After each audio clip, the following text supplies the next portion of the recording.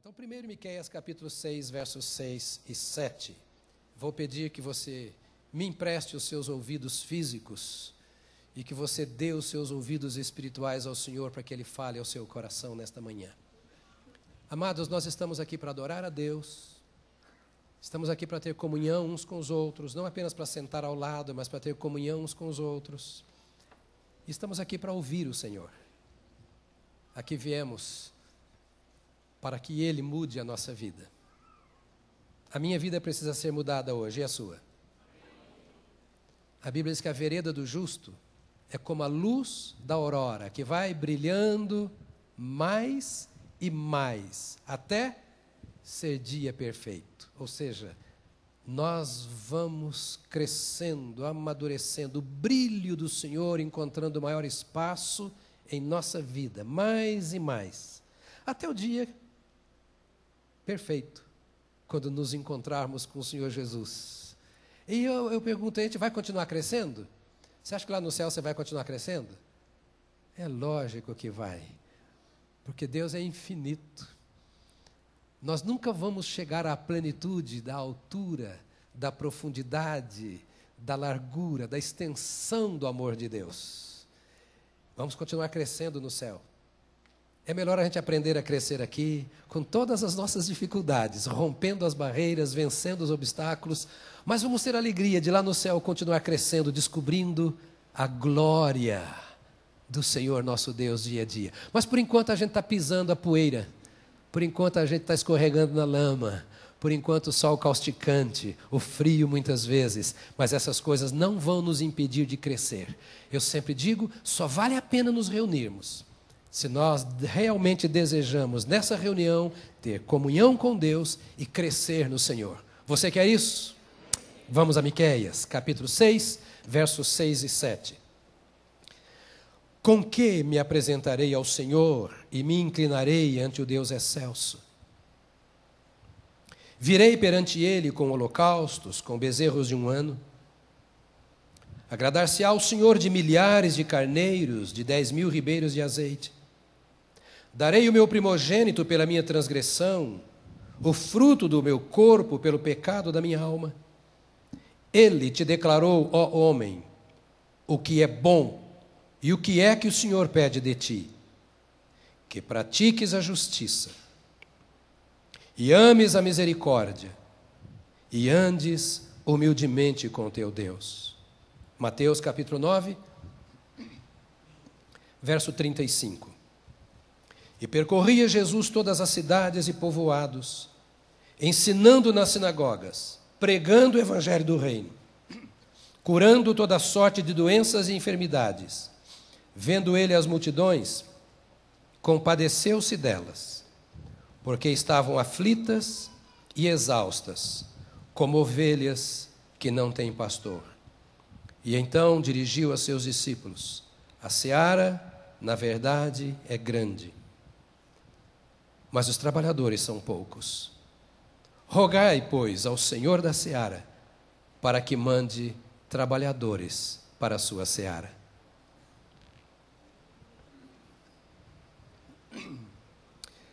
Senhor, nós, como Maria, nos assentamos aos teus pés nesta manhã. Silenciamos o nosso coração. Abrimos os nossos ouvidos e pedimos que por tua misericórdia a nossa vida seja mudada um pouco mais nesta manhã. Nós queremos sair daqui transformados. Queremos sair daqui melhores, como cônjuges, como família, como igreja, como patrões, como empregados, como cidadãos, como gente. Nós queremos sair daqui melhores. Então tenha misericórdia de nós e fala conosco pela tua palavra, que teu Espírito Santo aplique a cada uma das tuas ovelhas aqui o que está no teu coração para o teu rebanho. Em nome de Jesus. Amém. O propósito da nossa conversa desses últimos dias tem sido em compreendermos qual é a razão da vinda de Jesus ao mundo. Simples. Nós entendemos, e já comentamos sobre isso, vou só fazer um resumo rápido, que o Senhor Jesus veio ao mundo, em primeiro lugar, para salvar os pecadores. Ele diz que ele veio não para condenar o mundo, mas para que o mundo fosse salvo por ele. Isso significa que o homem precisa ser salvo. Precisa de um Salvador. Que ninguém nasce salvo. Que ninguém pode salvar a si mesmo. Que ninguém pode salvar ao outro. Que só existe um caminho. Se houvesse outro, ele não teria vindo. Mas ele, Jesus, veio porque ele é o caminho, a verdade, a vida, o único pelo qual nós podemos ser salvos. Mas, salvando, ele iniciou uma obra que tem continuidade. Aquele que em vós começou a boa obra, a aperfeiçoará. Que obra é esta iniciada na salvação? A de transformar-nos à semelhança de Deus. Isso nós já lemos e aprendemos lá em Efésios nos últimos domingos. Que Jesus nos salvou para que a obra continue em nossa vida, a fim de que nós cheguemos à estatura do varão perfeito. E para isso veio a exortação de início dizendo que nós devemos nos despir do velho homem. Deixar a roupa do pródigo, do chiqueiro, da podridão, da imundície, do mau cheiro lá fora, e recebermos as vestes novas que o Senhor nos deu e nos revestirmos desta veste. Porque nós já fomos lavados como corpo no sangue do Cordeiro, e agora podemos usar estas vestes também alvejadas no mesmo sangue do Calvário.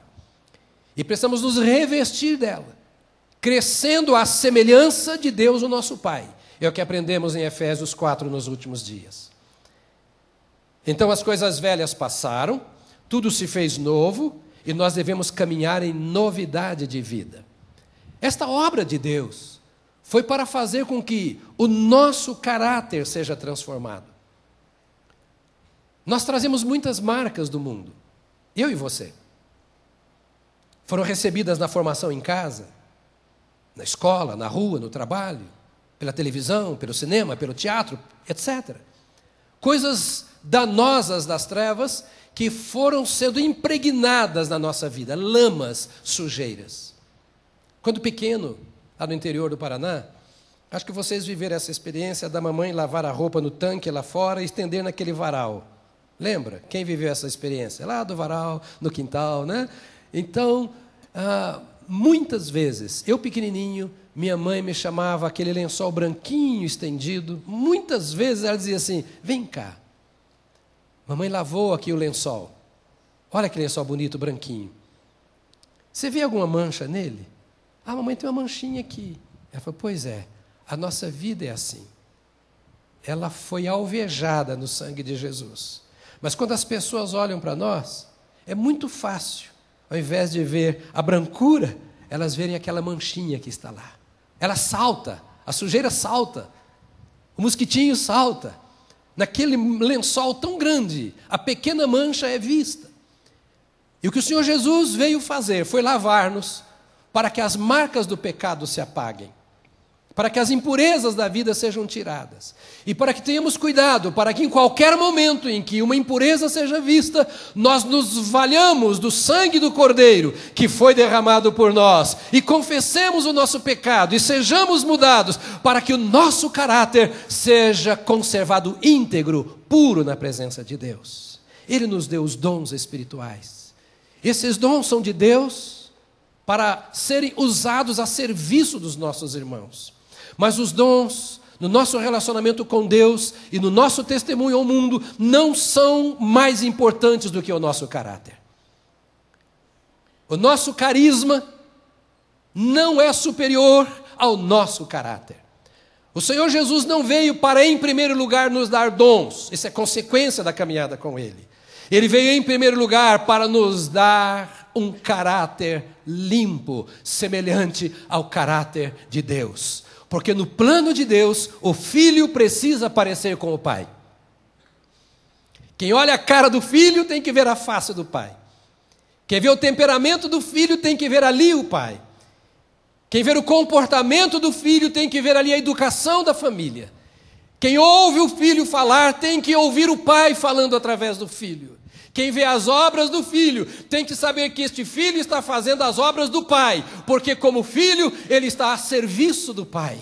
Quem te vê como crente tem que ver como um seguidor de Jesus Cristo. Quem te vê como um cristão tem que ver como um pequeno Cristo. Quem te vê como um discípulo tem que ver como um seguidor do Mestre. Quem olha para você e ouve de você o anúncio da palavra de Deus tem que saber que você vai se transformando dia a dia na encarnação do Senhor nosso Deus na face da terra. Quem olha para o meu rosto precisa ver a graça, a alegria, o amor, o poder de Deus na minha vida. E por isso, nós precisamos cuidar do nosso caráter. Jesus veio para nos transformar, transformando o nosso caráter, tirando as marcas antigas, apagando aquelas marcas ruins e, no seu lugar, colocando as marcas de Cristo. No seu lugar, colocando os sinais de Cristo. E então, é nisso que nós voltamos aqui, porque nós estamos falando de compaixão. Salomão tinha tido um reino extraordinário, abençoado. A bênção de Deus foi não apenas prometida, mas foi dada a Salomão. Ele teve um reino maravilhoso, mas a glória desse reino feneceu rapidamente. Por quê?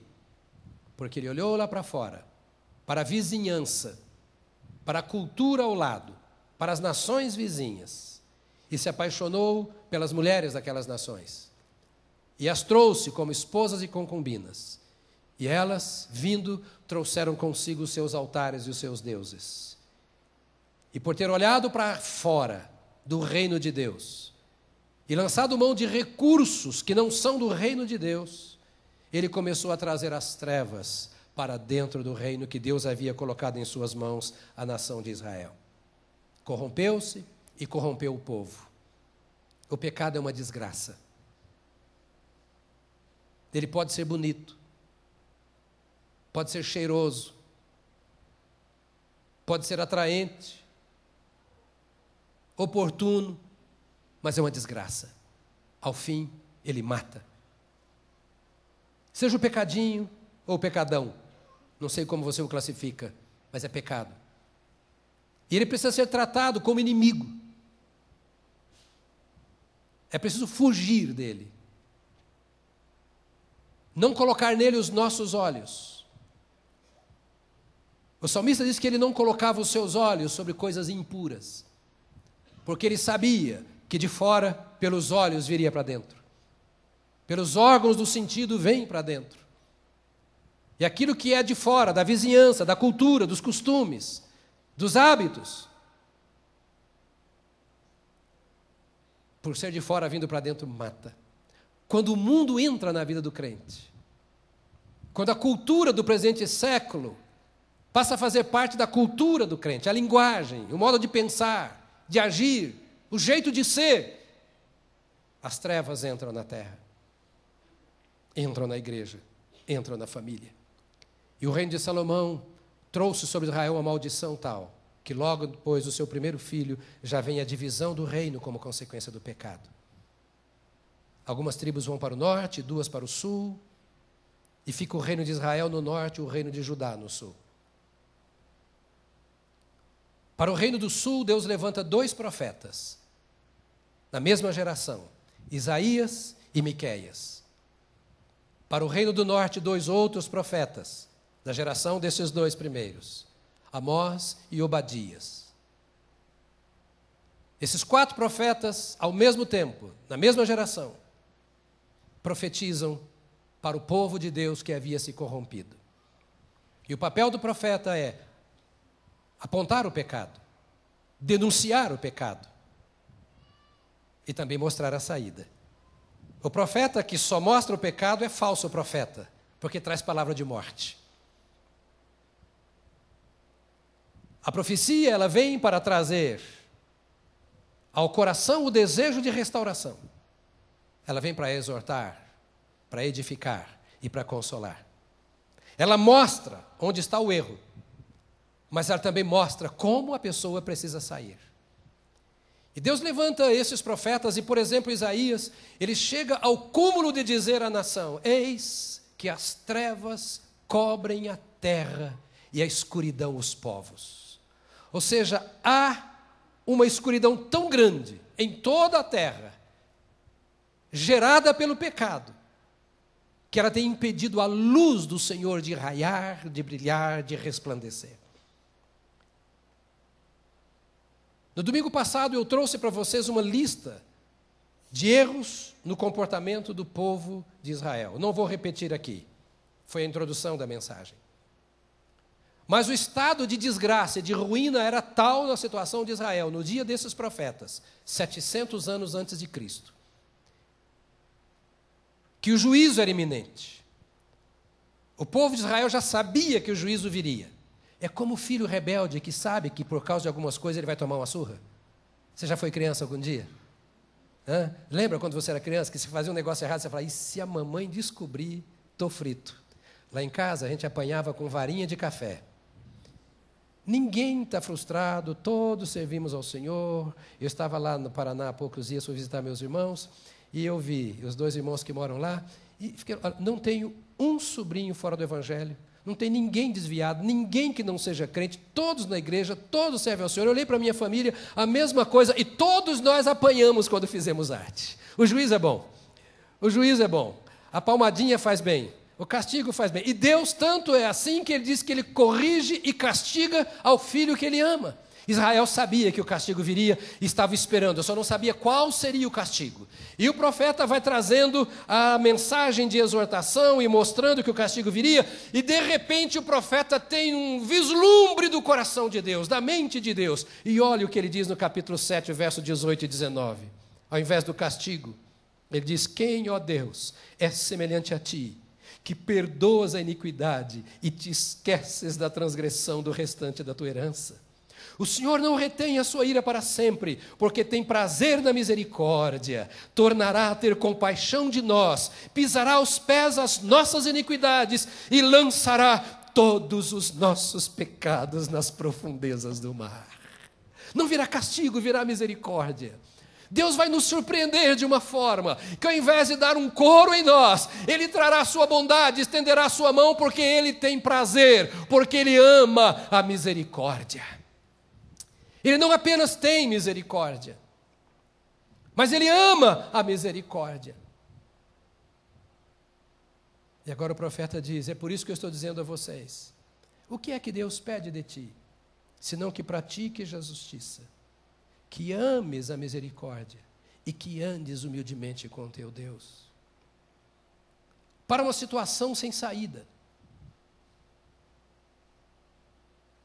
para um povo que merecia o juízo, o justo juiz e Senhor de toda a terra, o soberano e santo Deus, decide não condenar, mas ter misericórdia. Para a nação que se dividiu e se voltou para outros deuses, e era merecedora de grande pena, o Senhor decide estender a sua mão e dizer, eu vou trazer vocês de volta, e eu vou esquecer dos seus pecados, eu vou lançar os seus pecados no fundo do mar. E como eu disse aqui, me ensinaram quando eu era criança, e quase que deveria estar escrito na Bíblia, eu vou lançar os teus pecados no fundo do mar e colocar a plaquinha, proibido pescar. Não traga de volta o seu passado, porque eu tenho misericórdia de ti. Eu perdoo os teus pecados, as tuas transgressões, as tuas iniquidades. Eu apago no meu sangue. Não deixe ninguém relembrar a você as suas faltas. Não deixe a sua mente, a sua consciência cobrar os seus pecados do passado. E nem deixe o diabo te acusar por causa do seu passado, porque este nosso Deus é alguém para quem não existe semelhante, que perdoas a iniquidade e te esqueces da transgressão do restante da tua herança. Não retém a sua ira para sempre, porque tem prazer na misericórdia. Aí ele pede que ames a misericórdia. Não é apenas que gostes, não é apenas que pratiques a misericórdia, não é apenas que fales da misericórdia, mas que ames a misericórdia, a compaixão. Eu penso que amar é trazer para perto, é ter junto, é lembrar sempre. Amar é quando você acorda pela madrugada, vem a sua lembrança. Amar é quando o que é amado fortalece a sua vida, edifica os seus dias, te dá prazer em viver e em caminhar. Não é fardo, não há cobrança. Isso é amar. E o Senhor diz apenas não para praticarmos a misericórdia, não apenas fazermos a beneficência, mas para termos isso como pérola preciosa em nossa vida, conservarmos isso como um valor maior em nossa existência, é termos prazer como Ele tem prazer na misericórdia, é amar como Ele ama a compaixão. 700 anos depois vem Jesus. Encontra as pessoas diferentes? Não, no mesmo estado. Miqueias profetizou e disse: olha, a situação de vocês é tão ruim que só tem uma saída. A única saída para vocês é Deus manifestar a misericórdia dEle. E a misericórdia de Deus tem o nome Jesus Cristo de Nazaré. E no tempo oportuno, apropriado, Ele envia o seu Filho Jesus Cristo. E Jesus vem, e a Bíblia diz em Mateus 9 que Ele vai andando pelas vilas, pelas ruas, pelas cidades, e vai vendo o povo, e Ele diz: não tem saída se eu não tiver compaixão. E vendo a situação, diz, e Ele teve compaixão delas, porque elas andavam desgarradas e errantes, como ovelhas que não têm pastor. 700 anos de perdão de Deus, 700 anos de misericórdia de Deus, 700 anos de acompanhamento passo a passo da parte de Deus ao seu rebanho, de zelo do Senhor. 700 anos Deus ainda mantendo aquele povo que merecia juízo, e nem assim eles atentaram para a misericórdia de Deus, nem assim valorizaram o cuidado de Deus para com eles. 700 anos depois, Jesus os via naquelas vilas e cidades, vivendo da mesma maneira que viviam os seus antecedentes 700 anos atrás. E o rei que se fez carne, e ali estava, poderia apontar o dedo dizendo: olha, não tem jeito mais para vocês. Mas sabe o que ele disse? Apontou para os seus discípulos e falou: sabe como eu vejo essas ovelhas? Essas pessoas, eu as vejo como ovelhas desgarradas e errantes. Eu não as vejo como assassinas, eu não as vejo como drogadas, eu não as vejo como violentas, eu não as vejo como bodes, eu não olho para elas como endemoniadas, eu olho para elas como ovelhas que não tiveram pastor, e por não terem tido pastor, elas não aprenderam. Por não tido pastor, elas não entenderam o caminho. Por não terem tido pastor, comeram comida contaminada. Por não terem tido pastor, elas estão desgarradas e errantes, como ovelhas que não têm pastor. Continuam na sua prática, porque lá por onde andaram, elas foram afetadas pelo diabo. O seu vício foi trazido pelo príncipe das trevas. A quebra das suas gerações foi porque o diabo quis acabar com suas famílias. A sua possessão demoníaca foi porque ninguém lhes falou de um libertador. Elas viveram assim porque não conheceram a misericórdia, e é preciso que nós oremos para que Deus levante obreiros para a sua seara, homens que sejam trabalhadores de Deus entre os homens, obreiros do Senhor para fazerem Deus conhecido. Eu quero que vocês orem para estas ovelhas como eu olho, que vocês as vejam como eu vejo, que vocês tenham compaixão destas ovelhas. E domingo passado eu disse para vocês que nada mudou. Eu trouxe para vocês algumas estatísticas do Google que eu não vou trazer de novo aqui, para mostrar quantas pessoas em favelas, quantas crianças abandonadas, quantos velhinhos esquecidos nos asilos, quantas crianças que precisam ainda de um amparo da sua vida. Nós falamos aqui de miséria, de pobreza, de violência, e mostramos que não é o governo que vai resolver esse problema. Dinheiro do governo não resolve a solução de uma criança abandonada. Orfanato não resolve. Casa de repouso não resolve o problema de um velhinho.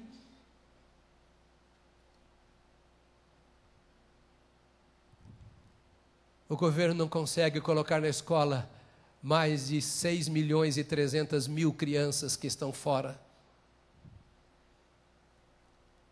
O governo não consegue resolver o problema do divórcio, ele só cria leis para regulamentar. O governo não consegue trazer paz ao coração.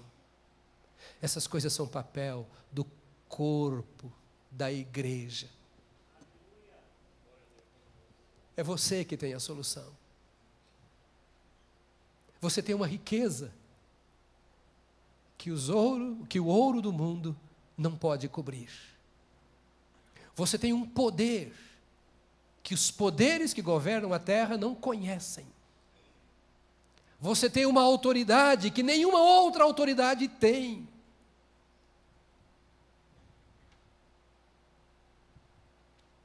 Você tem o Senhor que mudou a sua vida. Você tem a palavra da verdade que transforma o coração. O seu dinheiro é abençoado, ele é produto de oração, de jejum, de obediência, de santificação ao Senhor. O seu companheirismo é banhado no óleo do Espírito. Existe alguma coisa que se move nessa engrenagem dos relacionamentos, que é chamada Espírito de Deus, que faz com que aquilo que está no seu coração possa atingir o coração do outro. Existe uma chama no seu coração que de fato aquece a alma daquele que está frio e desamparado no mundo. Você tem a vida de Cristo em seu interior, vida que o mundo não tem para dar. Por isso, o mínimo que você faz vale muito mais do que o máximo que outros fazem.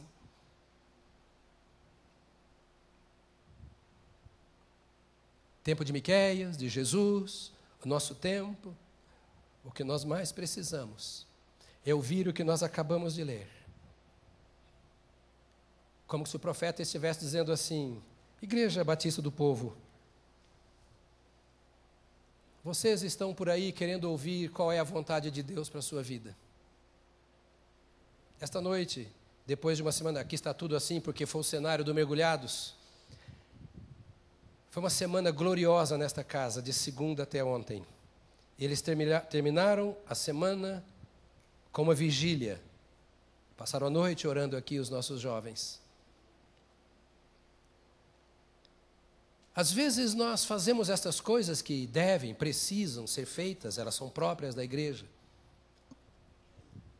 Vamos para a vigília, para a oração, para o jejum, para o profeta, sei lá para onde mais, e perguntando o que o Senhor quer de mim.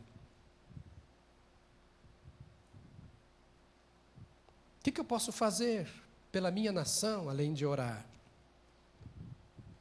E o profeta diz aqui: vocês estão perguntando por quê? O Senhor te declarou, ó homem, o que é bom e o que é que Ele pede de ti. Sabe uma expressão que me humilha? Me faz sentir um caco? É ouvir que o soberano está fazendo um pedido a mim.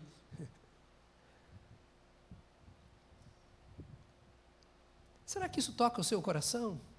Aquele que me dá tudo, agora vem me pedir. O que é a minha vida? Ele que é o meu sustento.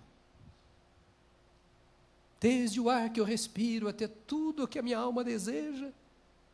A Bíblia diz que o homem não tem coisa alguma se do céu não lhe for dado. Agora ele me declarou o que ele pede de mim. Está aí na sua Bíblia. E o que é que ele pede de ti? 3 coisas apenas. Que pratiques a justiça. Você precisa ser justo com a sua empregada doméstica.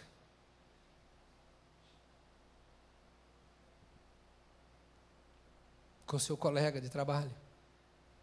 Com seus pais, com seu cônjuge, consigo mesmo. Porque o Senhor pede que nós sejamos justos. Nós viemos de um mundo corrompido e corremos o risco de trazer a corrupção, a injustiça para dentro da igreja, para dentro dos nossos lares. Que você pague direito os seus empregados. que você pague os direitos do empregado, que você trabalhe direito como funcionário.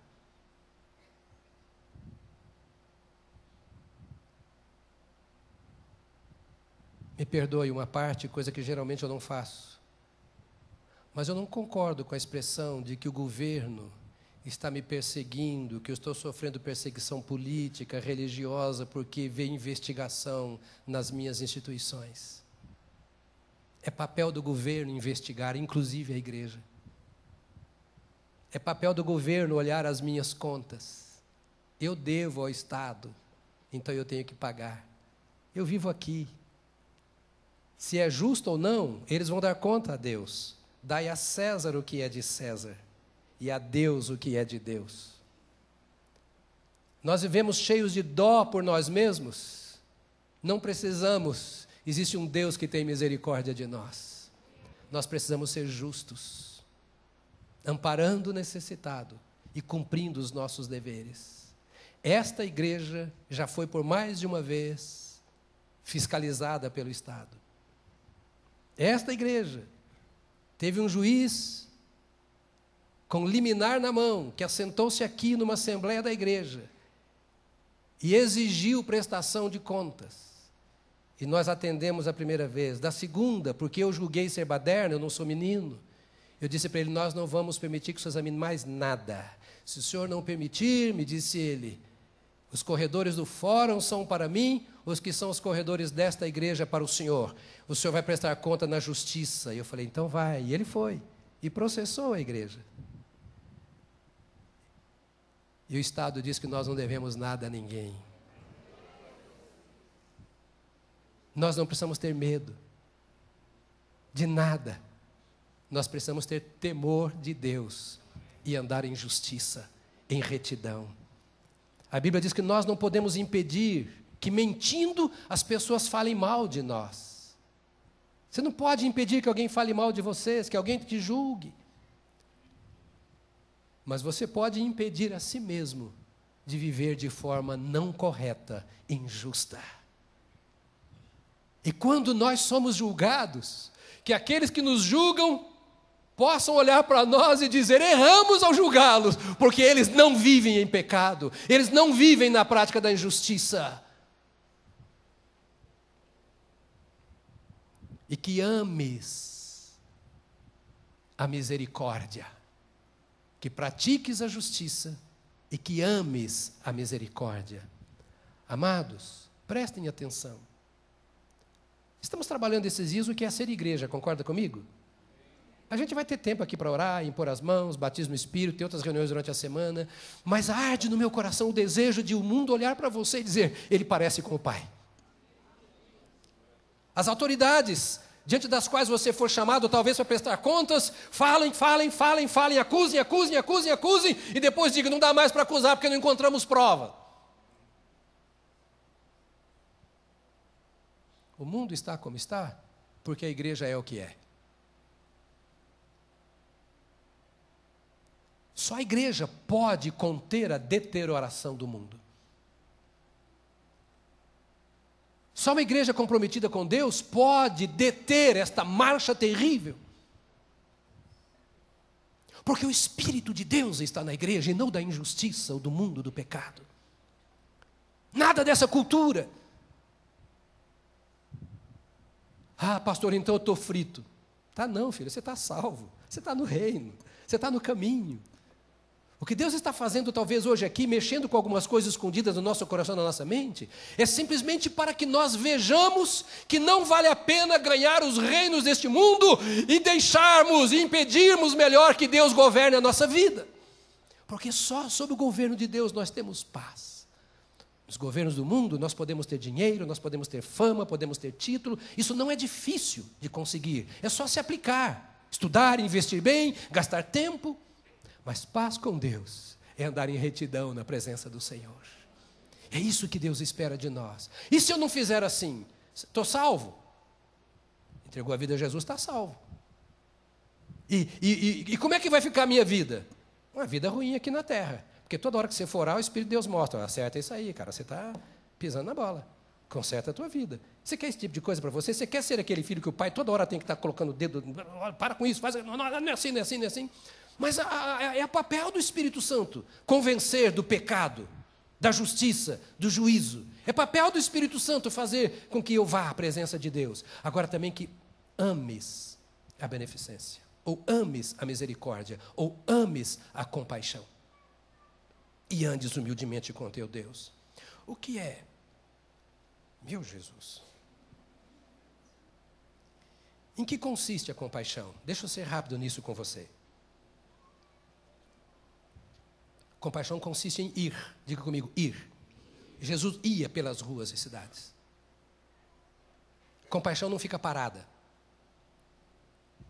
Compaixão é ação positiva. Não é a reação. Eu não faço porque alguém me procurou.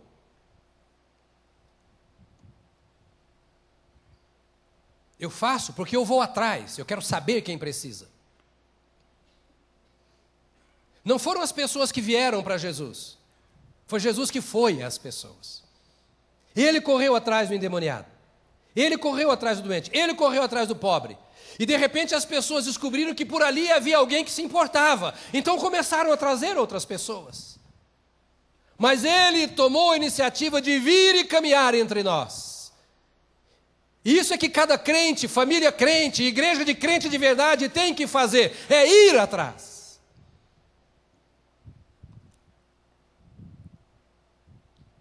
Não transferir responsabilidades, não se esconder atrás de crítica, de argumento que não tem nada a ver.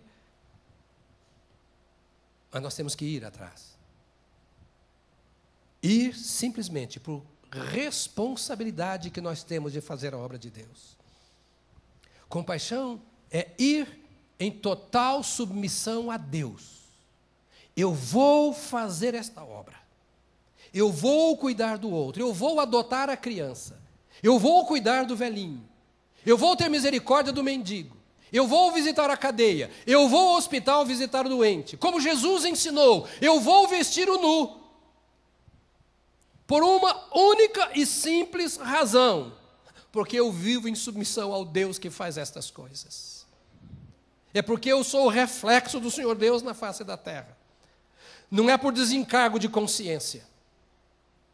A gente ouve por aí, nas ONGs, etc., nos cursos, que a maioria dos ricos que dão dinheiro é por desencargo de consciência. Porque já cresceu tanto na força da injustiça, não cumprindo seus deveres, não pagando bem seus funcionários, sei lá o quê, tem um peso na consciência, então pega um pouco do dinheiro e dá, por desencargo de consciência. Não é assim que o crente serve ao Senhor. A única razão que faz com que eu vá, caminhe e faça a obra de Deus é porque o meu Deus fez isso por mim. E eu submisso a Ele e vou fazer pelos outros. Porque Deus espera que eu ame a compaixão, que eu ame a misericórdia. Então, em submissão a Deus, eu faço. Porque eu acolhi esta mensagem do Senhor Jesus. Quem apela ao meu coração para que eu faça o bem, não são as ONGs.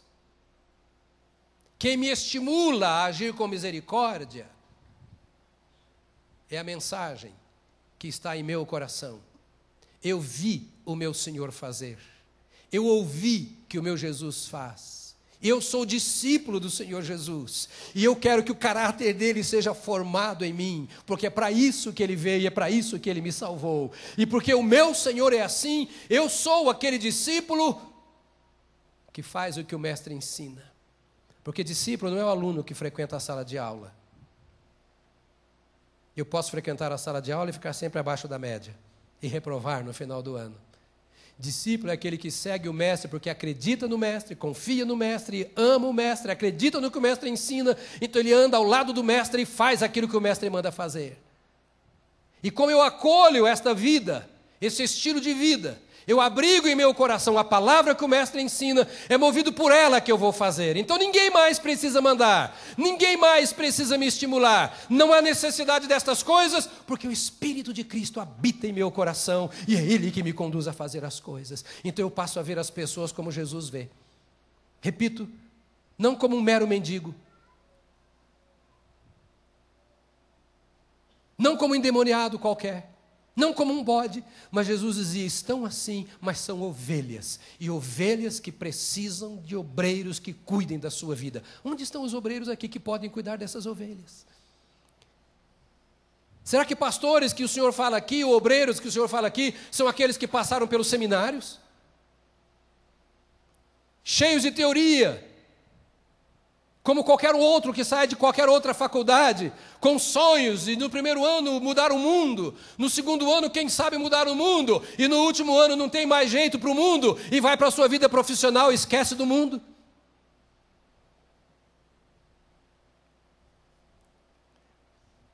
Misericórdia consiste em ir e consiste em diálogo. Fala para o irmão ao seu lado, pastor, está batendo muito.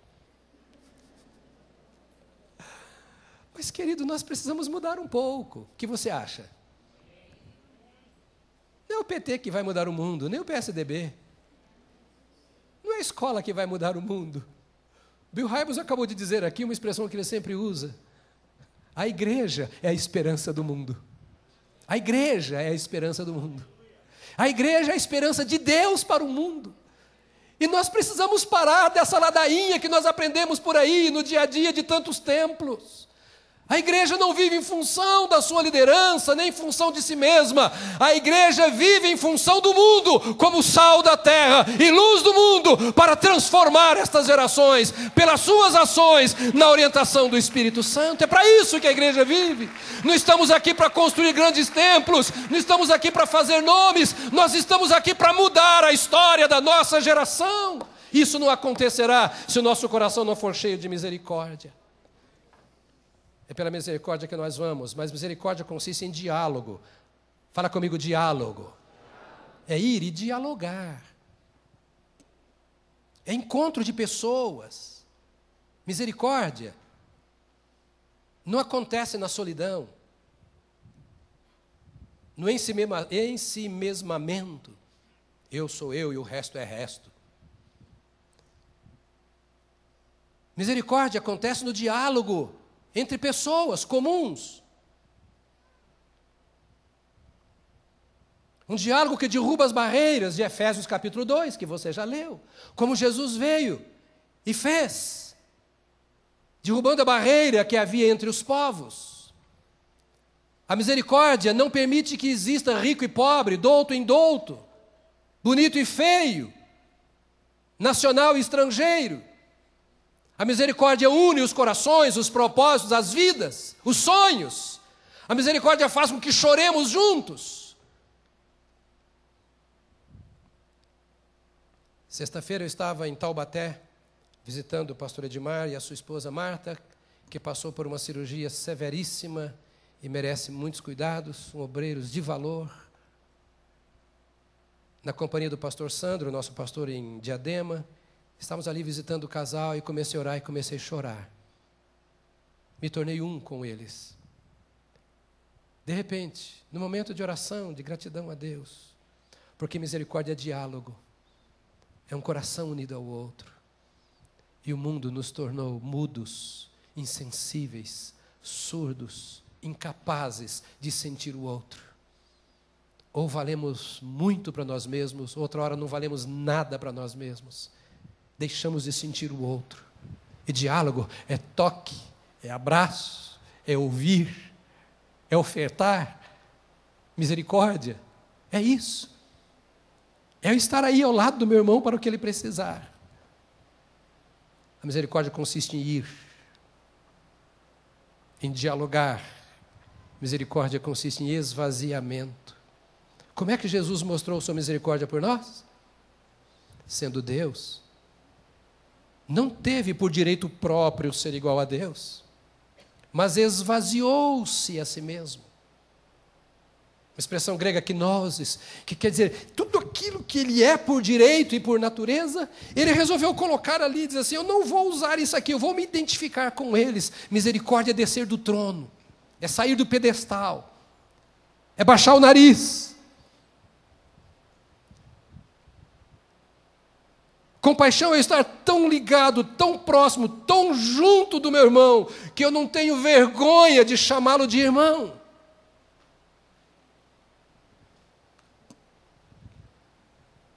Como Jesus não tem vergonha de me chamar de irmão. Você pode imaginar?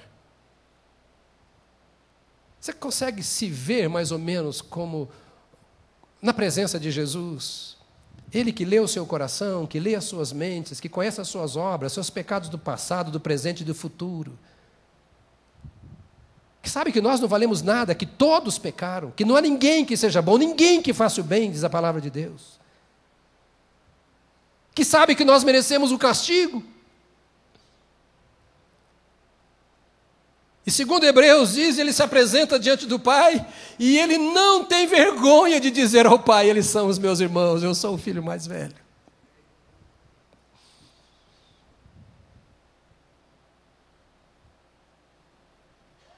Que direito tenho eu de ter vergonha do meu semelhante, do meu próximo? Vergonha do esposo que é infiel, do filho que é rebelde, do outro que é imoral, do irmão que está sentado ao meu lado e nunca consegue acertar a sua vida, está aí todo dia, como aquela mulher curvada que ia por toda a sua vida ia à sinagoga, mas que havia peso, que havia escravidão, que dominava a sua vida, que havia fortalezas que aprendiam e não a permitiam ser livre, mas estava ali. Meu querido, não tenha vergonha, porque um dia o Senhor Jesus se manifestará em favor dessa pessoa e fará a obra que tem que fazer. Um dia o Senhor se levanta, deixa aí do seu lado, segure no seu colo, abrace-o, beije-o, ame-o, tenha diálogo com ele, se esvazie e não tenha vergonha desse irmão, se identifique, não apenas com a miséria, mas com a pessoa dele, porque Jesus morreu por esse irmão. No diálogo ninguém fala mal de ninguém, ninguém condena ninguém, ninguém acusa ninguém, ninguém é bom, ninguém é ruim.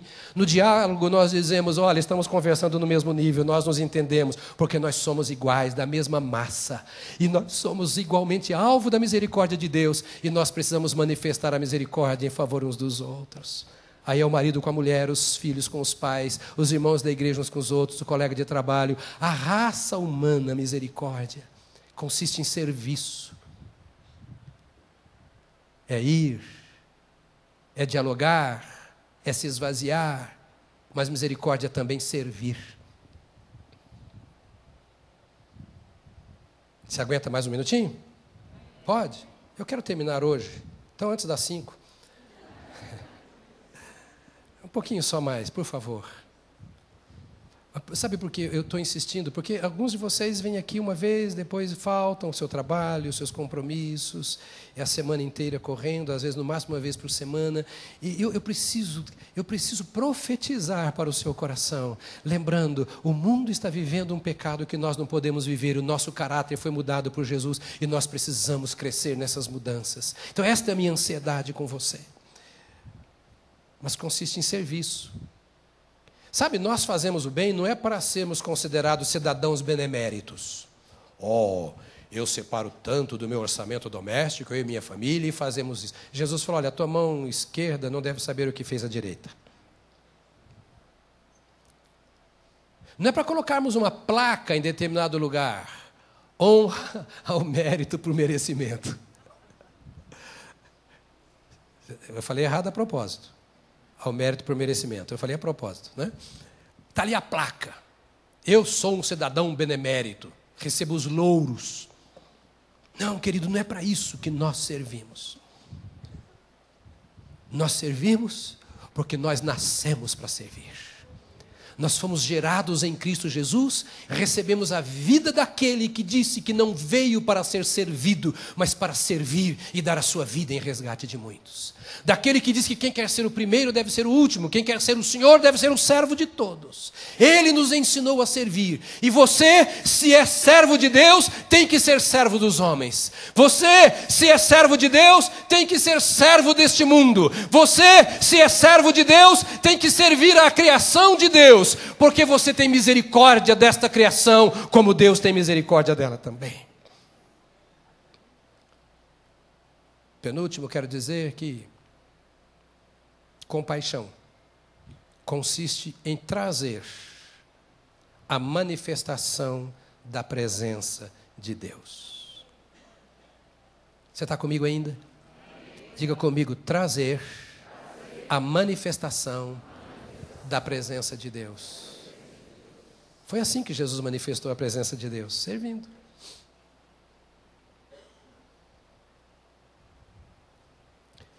Fica de pé, Jefferson. Castigo. Olha para trás. Esse menino, pode sentar que está ficando vermelho.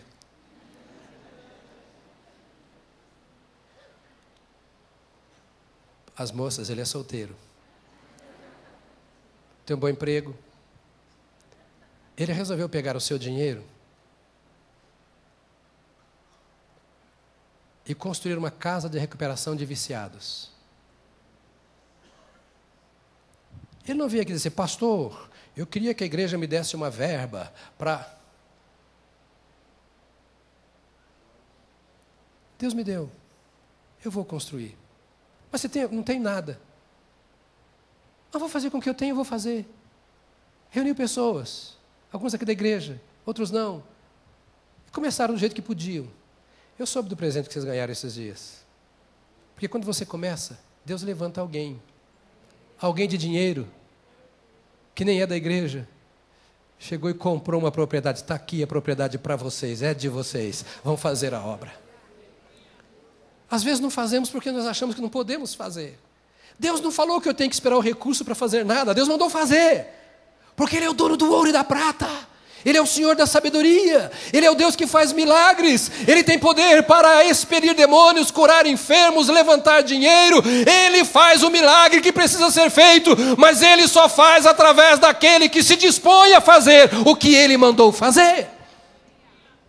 Então, quando você manifesta compaixão, quando você vai ajudar alguém, você vai para trazer a presença de Deus e você diz a Ele assim, olha, enquanto eu faço isso, Deus está aqui, aproveite e experimente desse Deus que caminha comigo. Enquanto eu te dou esse pão, enquanto eu pago a sua escola, enquanto eu adoto o seu filho, enquanto eu visito essa menina grávida que experimentou um amor que não existe, enquanto eu vou à cadeia, enquanto a minha presença está aqui, eu quero dizer para você que eu não vim trazer dinheiro, não vim trazer pão, eu não vim trazer aluguel, não vim trazer remédio, eu não vim trazer recursos apenas, eu vim trazer a presença do meu Deus, e essas coisas são apenas símbolos para dizerem que Deus te ama, está interessado em você, e Ele caminha ao seu lado, e Ele quer mudar a sua vida e não apenas matar a sua fome.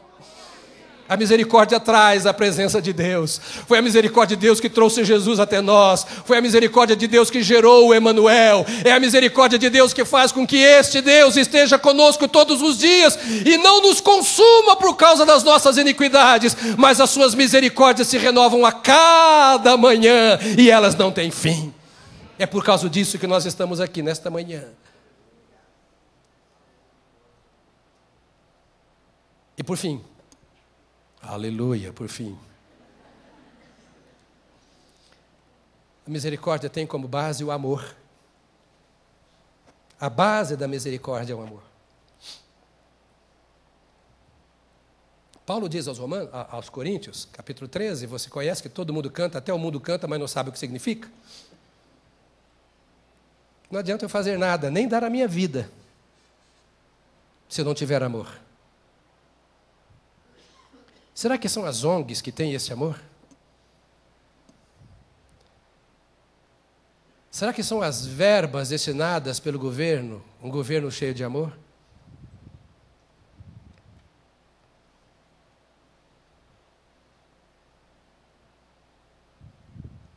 Será que aquele dinheiro que eu dou, porque ele é abatido do meu imposto de renda, que revela amor? Não estou dizendo que as ONGs não devam fazer, que o governo não deva fazer e que as empresas não devem investir parte desse dinheiro que pode ser aproveitado. Não, devem sim. Eu devo trazer aqui para a BCP a minha notinha fiscal e deixar ali para que depois ela se transforme em dinheiro que o Estado devolve. Mas amor é sacrificial. Amor é eu ter no meu orçamento um dinheiro mensal para ajudar a sustentar uma criança na escola. Amor é eu ter no meu orçamento alguma coisa mensal que eu digo isso aqui eu não mexo, porque é destinado a alguém que precisa. Como eu disse, amor é trazer à presença aquilo que para mim tem valor. É o amor redentor de Deus que é manifesto através da misericórdia, que comprou a minha vida, esse Deus que não precisava fazer nada por mim, e que sem mim, antes de me criar, e depois de ter me criado, e comigo no céu e no inferno, Ele continua sendo Deus inalterado, mas Ele resolveu, por amor, investir em minha vida, é a base da remissão da minha vida. O amor é a base do serviço cristão, não adianta fazer nada para Deus se não for por amor. A Bíblia diz que no fim, as nossas obras serão provadas. O que for palha, madeira e feno, vai ser queimado. Só aquilo que for ouro, prata ou pedras preciosas permanecerá. E essas três coisas significam aquilo que é feito em amor, que tem riqueza. A minha oferta, o meu dízimo, o meu cântico, a minha oração, a minha pregação, só tem valor quando é feito em amor. Não por mera repetição, não por religiosidade, não por tradição, não por cultura, mas eu faço porque amo. Por isso Deus derramou o seu amor em nosso coração, para que nós vivamos e façamos tudo tendo este amor como base para todas as virtudes cristãs. Eu queria que você ficasse de pé agora, depois de tanta paulada. Você consegue ficar de pé? Amado, você entende o que eu acabei de dizer? Creio que sim. Você aceita o que eu acabei de dizer? Se nós pararmos para considerar a parábola do samaritano, isso para nós orarmos agora, nós vamos entender que compaixão é lavar e untar as feridas. Ir atrás do ferido, limpar as suas feridas e ungí-las. Não importa qual seja a ferida, qual seja o mal que ele está passando. Compaixão é carregar o necessitado, colocá-lo nos ombros e levá-lo até o lugar de refúgio. Não deixá-lo na calçada, ferido, abandonado, moribundo. Mas colocá-lo nos ombros. Dizer, eu vou cuidar de você. E lembra que não era uma comunidade, nem eram religiosos, era um homem, era uma pessoa. Por isso Miqueias diz, ele te declarou, ó homem. É para a igreja toda, mas é para mim primeiro. O trato é pessoal de Deus. O que tu deves fazer, o que é que o Senhor pede de ti. Estamos deixando para os samaritanos essas coisas? Carregar o necessitado até o lugar de refúgio. Assumir a condição de responsável pelo necessitado, ou seja, o problema dele agora é meu.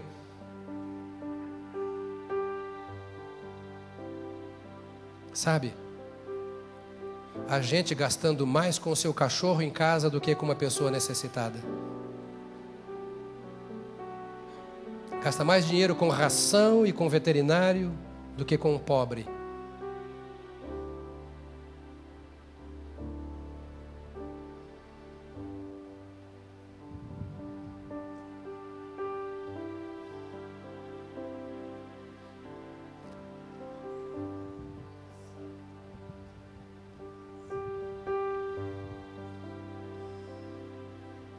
Não quer saber o que o missionário está passando e quanto ele precisa. Quer saber o que seu gatinho precisa.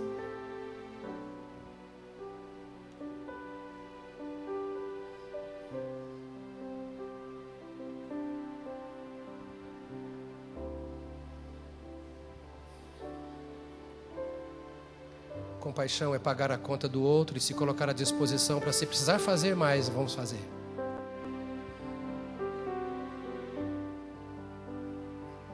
Alguém disse, e eu encerro de novo com esse pensamento, que pior do que a injustiça é a compaixão que cruza os braços. Paulo escreve aos Gálatas e diz, aquele que sabe fazer o bem e não faz, comete pecado. Então hoje, como igreja, e eu como pastor da igreja, eu queria fazer um desafio a você. E eu quero que você entenda a gravidade da expressão que eu vou usar para pontuar bem a necessidade que nós temos de mudança.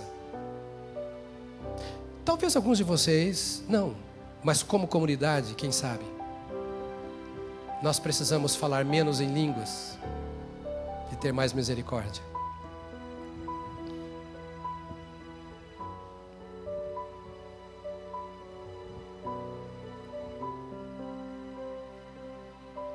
Quem sabe até frequentar menos a igreja e agir mais no mundo, em favor do mundo. E não falo só dos homens, porque temos que ter compaixão do nosso planeta. Agora é época de economizar água, de não amontoar lixo. Porque a compaixão se estende a toda a criação de Deus. Ao Senhor pertence os céus e a terra e tudo que neles há. E nós somos administradores dessas coisas. Bem, ao falar isso tudo parece brincadeira, certo, pastor? Mas isso é utopia, isso é uma filosofia, você é socialista. Não, querido, eu só sou bíblico. Nada disso. O que você vai fazer depois desse tempo que passamos juntos nesta manhã? Eu espero que o pobre seja visto por você com outros olhos. Que o aflito encontre em você o amparo que você nunca deu. Que o necessitado veja você como recurso. E que você se veja como um agente da misericórdia de Deus na face da terra. Que você não é apenas alguém que está fazendo cumprir um programa da igreja. Mas que a igreja está tentando fazer alguma coisa para obedecer a Deus. E você é parte disso. Seja aqui ou em qualquer lugar, em qualquer época. Você é homem de Deus, você é mulher de Deus. Que Deus, na sua misericórdia, nos ajude a deixarmos de olhar para nós mesmos e termos um olhar para fora como Jesus teve. E dialogarmos com esses necessitados e com essas necessidades. A nossa mente funcionar um pouco mais em favor destas coisas. Para que os homens vejam as vossas boas obras. Para que os homens vejam, não apenas saibam, as vossas boas obras e por meio delas glorifiquem ao nosso Pai que está nos céus. A gente pode dar a mão uns aos outros, sabe, para colocarmos perante o Senhor como uma só massa, como um só ser. E vamos pedir a Deus da sua bondade que Ele nos ajude a ver o que podemos ser e fazer. E que saímos daqui com a disposição de mudança em favor da nossa pátria, em favor do mundo onde nós vivemos. Que Deus nos dê a bênção de recebermos uns aos outros sem qualquer rejeição e sem falarmos mal uns dos outros, mas de aceitarmos mutuamente o nosso irmão, uns aos outros, como sendo o outro exatamente igual a mim e eu exatamente igual ao outro. Pergunte o nome da pessoa que está pertinho de você. E dizendo o nome dele, diga: olha, isso é ser igreja, irmão. Diga para isso é ser igreja. O mundo conhecerá a igreja se ela for assim. Terá prazer em vir cantar conosco, pular conosco, aplaudir conosco, ouvir a palavra. Para esta igreja, esta faz diferença. Essa igreja tem significado. Essa é a igreja que é a luz do mundo. Agora feche os seus olhos e comece a abençoar esse irmão cujo nome você já sabe, cuja mão você segura.